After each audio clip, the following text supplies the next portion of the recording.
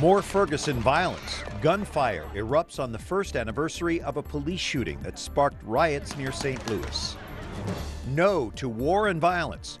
Pope Francis calls for a worldwide ban on nuclear weapons and arms of mass destruction. Yes to life. At least one presidential candidate cites his Catholic faith for his pro-life stance. And repeating history. The lectern Lincoln used for his Gettysburg Address will be next used by Pope Francis. Those stories and more on EWTN News Nightly for Monday, August 10th, 2015.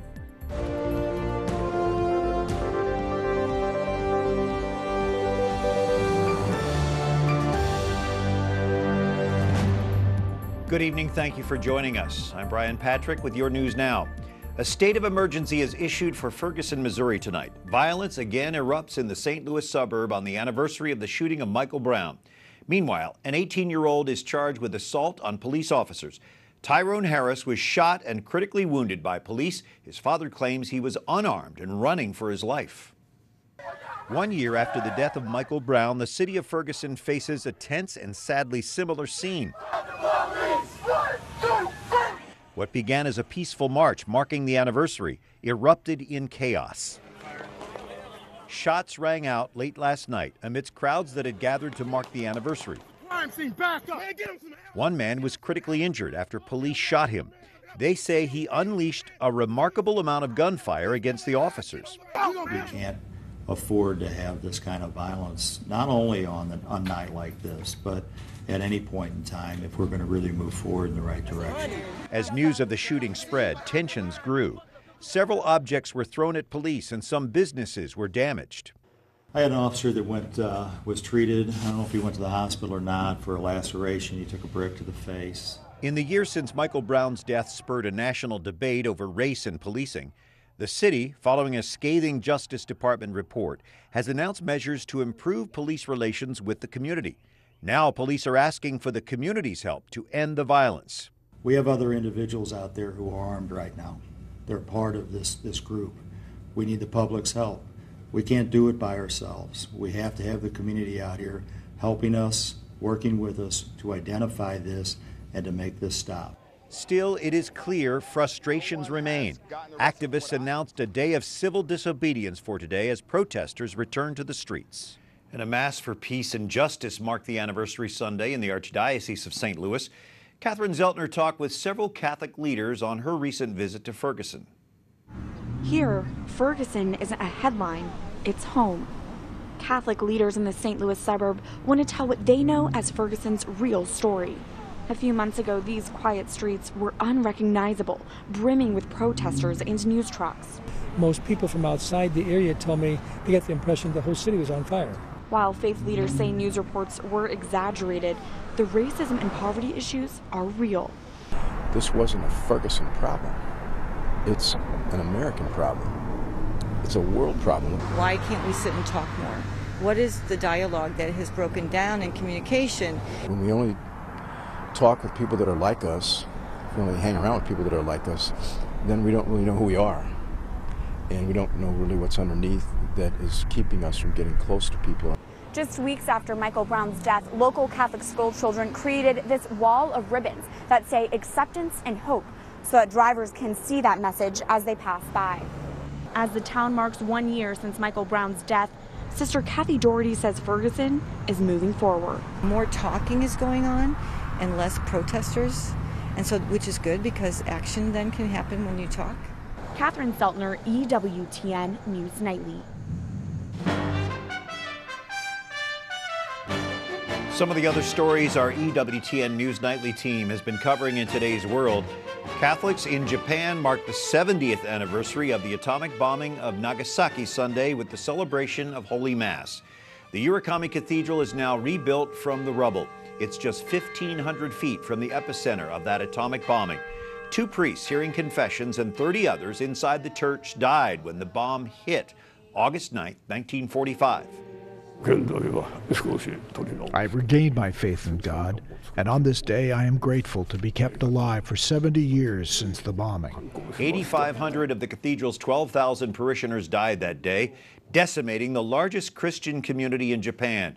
More than 70,000 people died in the Nagasaki bombing. At Sunday's Angelus, Pope Francis recalled that deadly bombing and the one in Hiroshima, urging people to pray and strive for peace. Con la guerra sempre si perde.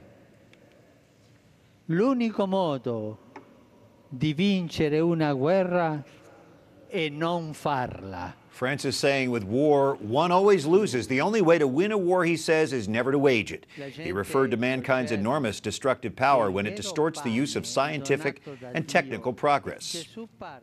Our Rome correspondent, Alan Holdren, is with us tonight. Alan, the Holy Father speaking out very boldly against war. What did he say?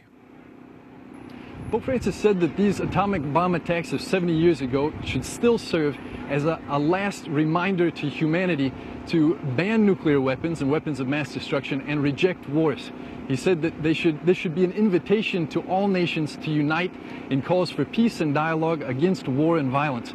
He said that war should never be fought again, and the only way to finish war, to end wars forever, is to reject them from the beginning and never to wage them.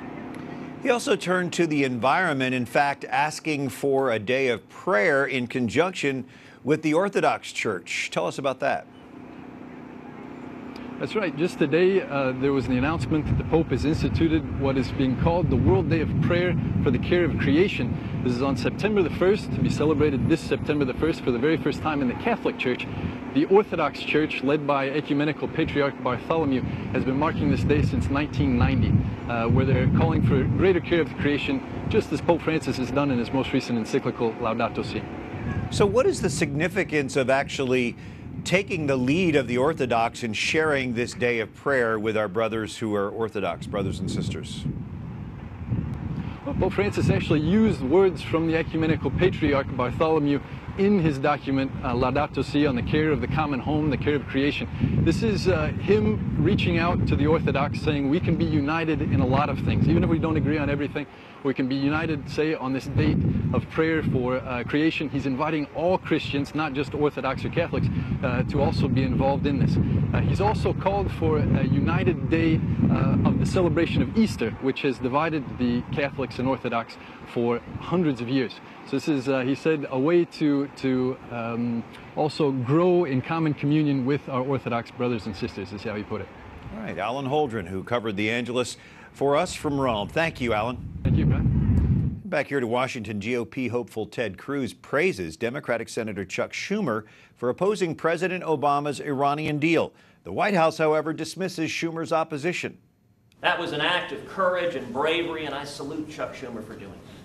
I hope that Chuck Schumer carries through and doesn't just oppose this deal, but that he helps lead the fight to rally his fellow Democrats to stand together. The fault lines of this argument date back more than a decade, and this is a difference of opinion that President Obama and Senator Schumer have had for quite some time. Senator Schumer of New York is a senior Jewish member of Congress and may be the next Democratic leader in the Senate. He joins a group of steadfast Republicans opposing the agreement, which will be voted on next month. Clare Lopez is a former CIA operations officer, now vice president for research and analysis at the Center for Security Policy. Claire, how significant is Schumer's opposition? I think it's very significant. He did take a very principled and courageous stand in coming out against this deal and essentially against his own president, the political party. He put the security of the United States above party politics and he's to be commended for that. To hear the president speak, it sounds like this is a great deal and it's good for the nation. Is the president misrepresenting the content of this deal? Yes, very badly misrepresenting it. For one thing, we don't even know everything that's in the deal. There are at least 2 side deals that remain secret and we don't even know what's in them. But for what we do know that's in this potential deal, the president claims that this stops Iran's nuclear weapons progress. Well, it doesn't. It doesn't even address the covert program at all. It doesn't stop the nuclear, the ICBMs, the Intercontinental Ballistic Missile Program. It doesn't do anything about access to secret and military sites and many other things. Is there enough support in Congress for an override of a veto, which the president has promised? Well, we don't know yet. We have some more weeks to come before that vote is taken. Hopefully with courageous senators like Senator Chuck Schumer and others of his party, as well as Republicans who put the nation before partisan politics, there will be enough opposition to override come September. You have a very deep background in these world concerns that many of us aren't so familiar with. What are your main concerns about this deal? Well, the main concerns are that this deal legitimizes Iran's overt nuclear weapons program, allows it to keep its entire nuclear weapons infrastructure, and does absolutely nothing to address the covert program, which is where the weapons development is actually going on. So what could result if this deal goes through, in your mind? Well, again, the legitimization of the overt program, which lets them move faster, and with international approval, it lets them, the Iranians, have access to trade again, a huge influx from the release of frozen funding, over $100 billion perhaps, sanctions removed. It eases their pathway to the bomb with international approval, as well as funding them with money that they will certainly use to fund their terrorist proxies like Hezbollah. From the Center for Security Policy, Clare Lopez, thank you for joining us. Thank you. Coming up, where do the presidential candidates stand on life issues? And the health risks for millions of women using birth control pills.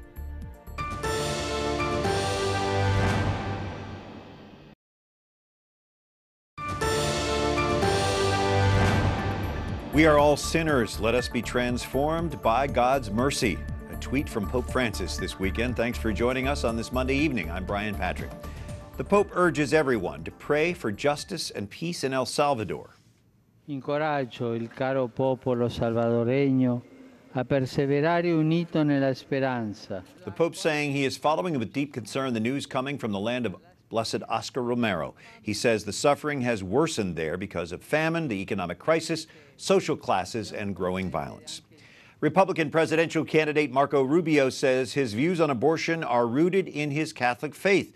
The Florida senator was grilled during last week's GOP debate on his opposition to abortion, even in cases of rape or incest. He later defended his stance on CNN. I'm happy that my faith influences my political positions because my faith teaches me to care for the needy.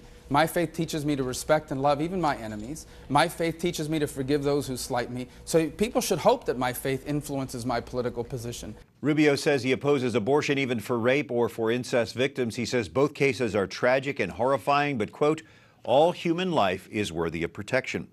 From National Right to Life, we welcome back President Carol Tobias. How would you score the GOP candidates on life issues from their debate performance? I was thrilled with what came out of the debate, and except for one candidate, looking at all of them, and I thought I really would be happy to support any one of them for president because we have a tremendous group of pro-life candidates that would be great pro-life presidents. And they're very vocal about their pro-life stance, but does anyone rise to the top of this from the pro-life angle? I don't know that there is that much difference between any of them. I think what is easier to do is contrast the Republican candidates with the Democratic candidates. The lines are clearly drawn, aren't they? They really are. The Democratic candidates, Hillary Clinton, Martin O'Malley, all down the line, would support abortion for any reason for all 9 months of pregnancy, tax funding of abortion. It's such a clear contrast between the Democratic candidates and the Republican candidates. There's one exception on the Republican side. George Pataki, the former governor of New York, he made a statement when he was asked about abortion. He said, I am a Catholic. I believe life begins at conception, but Roe v. Wade has been the law for 42 years, and I don't think we should continue to try to change it. What's your response? That statement is silly on so many levels. If he's Catholic and he's against abortion, why isn't he trying to protect unborn children? And Roe v. Wade is not the settled law of the land. It is going to be changed. I have absolutely no doubt of that because the pro-life movement is going to keep working until we can protect the unborn babies and overturn that Supreme Court decision. Don't you hear a lot of that from people, though? I personally oppose abortion. I believe in life from conception to natural death, but I can't get over there and violate someone else's rights. That's a common thing we hear. It is, and that is not the kind of candidate that we want in the White House. Yeah. All right, the undercover Planned Parenthood videos that have come out and the discussion surrounding that, how has that impacted the campaign, or will it continue? I think it will continue to impact the campaign, and what I have seen is a new energy, a new determination on the pro-life side to make a difference. The presidential campaign is heating up now as the videos are coming out, and I know the two weren't coordinated that way, but it's definitely going to have an impact, and pro-lifers are energized, raring to go. We want a pro-lifer in the White House. Well, Planned Parenthood has given them a lot of ammunition to work with. Yes, they have. In those undercover videos. From National Right to Life, Carol Tobias, it's always great to see you. Thank you. Thank you. Well, with millions of American women on the pill, how are their bodies, minds, and relationships affected by that? That question was at the heart of an academic conference, I should say, this weekend, and Jason Calvi reports. And we don't even think of it as medicine anymore. We just think of it as some background, almost like a vitamin. More than 10 million U.S. women use the pill, so says the Centers for Disease Control. But Allison Contreras teaches natural fertility. I currently work with many women that are coming off of the pill and off of hormonal contraception. They've seen side effects in their life and their body, and they're looking for an alternative. Contreras attended this weekend's Contraceptive Conundrum Conference at Georgetown University. Researchers from UCLA, Northwestern, and Rutgers discussed the pill's side effects.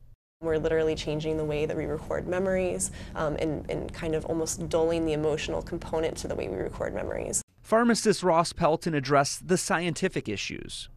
Oral contraceptives deplete magnesium and folic acid and vitamin B12 and selenium and coenzyme Q10. All these nutrients are involved in energy production.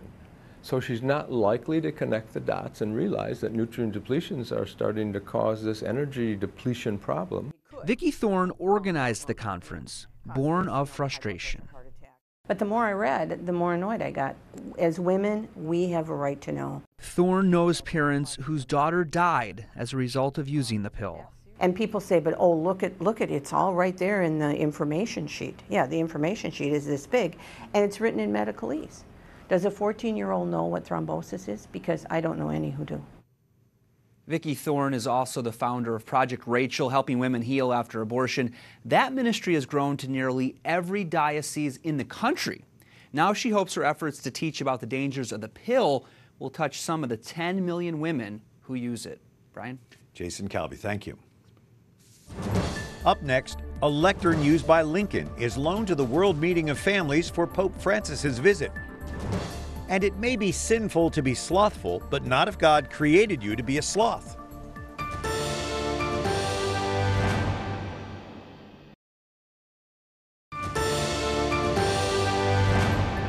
This 10th of August is the feast of St. Lawrence, deacon and martyr, the patron of cooks and also comedians. Thanks for joining us. I'm Brian Patrick, and since the 4th century, St. Lawrence has been one of the most honored martyrs of the church. This is the Basilica of St. Lawrence, outside the walls of Rome. Lawrence is pictured in art with a gridiron on which he was supposed to have been roasted to death. Legend has it that after suffering for some time, he cheerfully quipped, "I'm well done, turn me over," thus the patron of cooks and comedians. Well, hundreds of Christian families are fleeing the advance of ISIS terrorists in Syria. The Christian Assyrian Network for Human Rights says many fear they will be forced to choose between converting to Islam or facing death. ISIS fighters kidnapped more than 220 Assyrian Christians earlier this year. Only a few have been released, and the fate of the others is not known. Ninar Keyrouz is Director of Communications and Outreach in the Defense of Christians. Is Christianity threatened in the Middle East, or can it survive this onslaught? Well, Brian, we've seen Christians driven out of the Nineveh plains and out of Syria, and they have been somehow extinguished from ISIS areas, but there are millions of Christians still in Egypt, Lebanon, and Syria as well. But I would say that over there, they're mostly under immediate danger currently. These are the Christians that have been around the longest, aren't they? Yes, of course. It's their ancestral homeland. Indeed. So a small number of Christian refugees have been given visas to come to the United States, but small compared to the number of Muslim refugees. Is there discrimination here? I wouldn't know if it's discrimination, but I can tell you that, on the other hand, I don't know if they're being treated equally either. I don't know if their concerns are of equal importance, and this is due to the many different responses we've seen by the current administration or the State Department. But we at IDC, Brian, we believe that any people, if they're under life-threatening danger, they should be allowed a visa to go live somewhere in any country safely. And we also believe that and support those other millions of Christians in the Middle East who still want to stay in their ancestral homeland, and we work towards achieving that. What can or should the U.S. be doing? What more? Well, both the U.S. and the international community should act more aggressively, politically and militarily speaking. I mean, even the Pope said, you know, if force needs to be used, something along those lines, of course, I'm not quoting the Pope, to protect innocent lives, then force is needed to be used. But also I want to highlight that on the level of people, and not just governments and international organizations, the people can do a lot, Brian. And as you know, that we work at IDC on unity, awareness, advocacy, and aid. And this is something that we're actually working on for our next convention, September 9th through the 11th. It's mobilizing America for Christians in the Middle East. I think that we believe that the people over there need the support of their fellow Christian Americans and all people of goodwill. So we're uniting the Christian diaspora, the people we are trying to voice and represent, that is the Assyrians, Chaldeans, Syriacs, Armenians, Copts, Lebanese Maronites, or other Lebanese Christians. We're unifying them, and we're also building a bridge for them to be united with the Christian American community and with all people interested helping. Because along that, when we work on awareness and help, you know, educating the policymakers, when we have one strong voice, then we can influence good policy making. It can begin with us. In Defense of Christians, Yes. Ninar, Keyrouz, thanks for joining us. Thank you, Brian. Well, Pope Francis has a new doctor. The Vatican says Dr. Fabrizio Scarisi is taking over as Pope Francis's personal physician. His predecessor, a cardiologist, remains physician to Pope Emeritus Benedict XVI. Scorsi, is accompanying the 78-year-old Pope Francis on his September trip to the U.S. and Cuba. Well, during his U.S. visit, Pope Francis will speak from the same lectern that President Abraham Lincoln used to deliver his Gettysburg Address. This lectern is on loan to the World Meeting of Families, which the Pope is attending next month in Philadelphia. Lincoln's 2-minute speech from this lectern, November 19th in 1863, became perhaps the most famous speech in American history. And just as Lincoln addressed the most important issues of his time from this lectern, so too will Pope Francis. The Pope is expected to talk about immigration and religious freedom during his remarks outside Independence Hall, September 26th. Well, as busy as he is, Pope Francis may want to take a cue from these guys and slow things down just a little bit. A new baby sloth has been born at Chicago's Lincoln Park Zoo. It's the first baby for the 21-year-old mom, Hershey. She appears to be a great mom. She's taking care of the baby. The baby looks like it's growing already, and she seems to be doing a great job. They're not sure if this baby is a boy or a girl. By the time a sloth is 9 months old, it's ready to go out on its own. And from one slow mover to another, Mark Irons tonight introduces us to an escapee that wasn't getting anywhere anytime soon. A Florida family is whole again after reuniting with a missing member of the house. WPLG-TV reports that Zulu, an 80-pound tortoise, was seen crawling slowly down the street, prompting neighbors to call police. I looked over to my right and I seen a big tortoise. I thought it was an ornament, which I knew was kind of out of place. When officers arrived, they were a little surprised by the size of the runaway reptile. To show up, like I said, expecting a small little turtle and seeing an 80-pound tortoise is pretty unique. Miramar police posted photos of the tortoise on social media, hoping for Zulu's family to respond. 4 hours later, Zulu! that's his name. Zulu! Zulu's owners came across the post, leading to the happy reunion. Apparently, this wasn't the tortoise's first time sneaking out of the house. But when he gets his mind going and he wants to leave, he just goes. And he got out of his cage again. Happy, elated, because I couldn't sleep last night. And riding the neighborhood looking for him. Zulu's owners plan on getting a tag to keep better tabs on the curious tortoise. Mark Irons, EWTN News Nightly. Thanks, Mark. Curious and very large. Until tomorrow, for the EWTN News Nightly team, I'm Brian Patrick. Good night and God bless you.